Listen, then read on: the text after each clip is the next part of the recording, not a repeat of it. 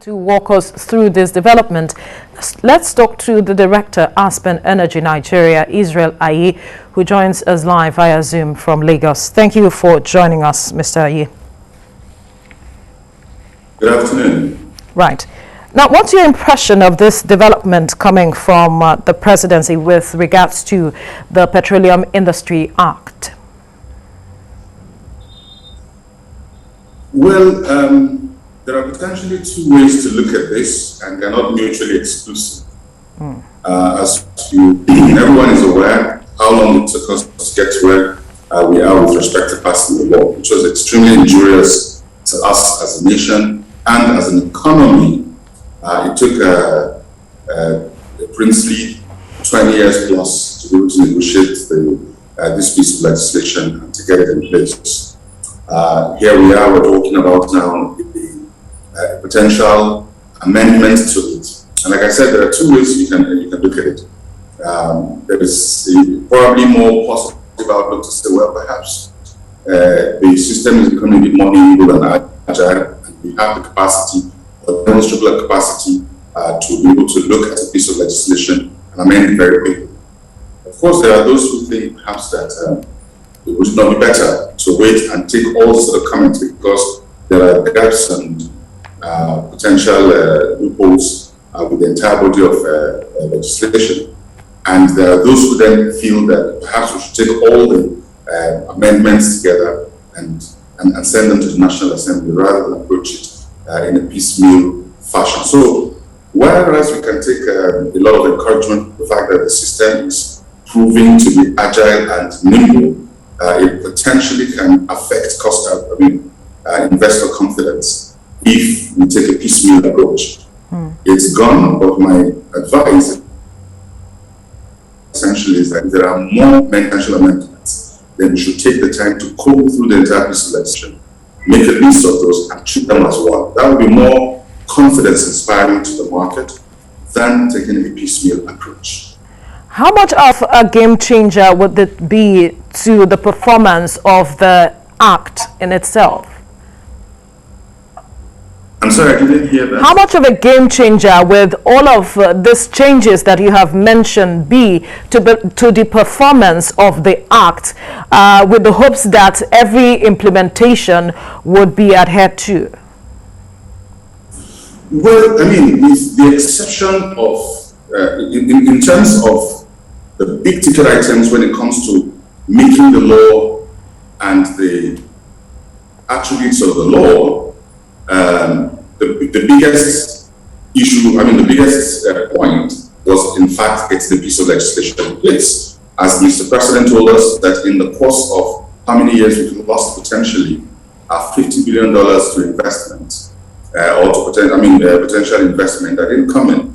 I said last year, the amount of investment coming to Africa that Nigeria could attract had come down to a paltry 3%. So we're not doing well in terms of inward investment, particularly in the petroleum industry. So it was important that a piece of legislation was in place.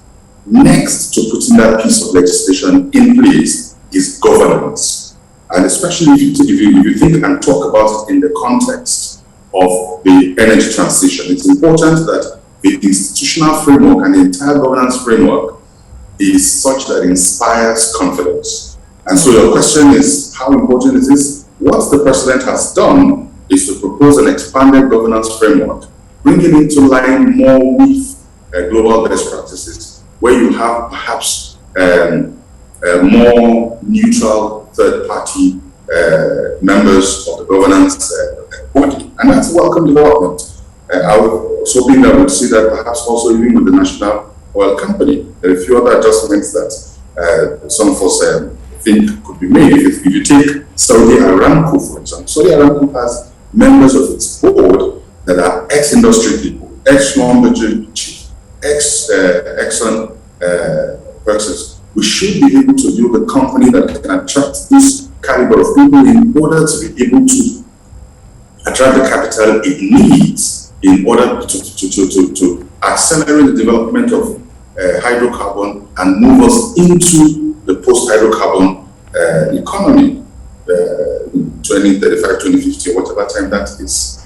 And so this brings the question that a lot of persons have been raising, that these are the considerations that the National Assembly should have put forward before the executive began to poke holes in the document, because the issue of the Petroleum Industry Bill has been on the front burner for years now. And so the question of the thoroughness of the members of the National Assembly who, finalized on this document is being brought to the fore.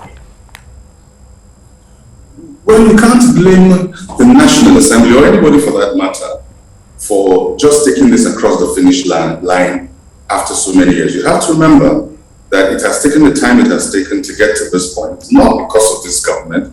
If anything at all, I believe that this government takes little credit, maybe a lot of it, for getting us across the finish line.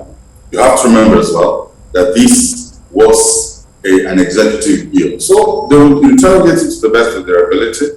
But it is the role of the executive to ensure that it is very much to their liking. But let me say something quite thematic around this, and that's the fact that, when you and this is probably a general comment around legislation or lawmaking, is that over time, what had happened with the Petroleum Industry Bill, which eventually became the Act, is that it had assumed a life of its own, and our constitution and debate of its issues had come to some level of granularity, which in my opinion wasn't very healthy. What do I mean by that?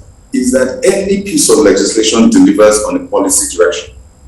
And whenever I participate in this conversation, my question really is, what are policy objectives? What do we want to achieve?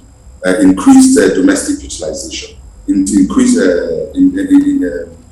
indigenous participation. We want to birth the mainstream. What are the themes we're trying to deliver? What is the policy things we're trying to deliver?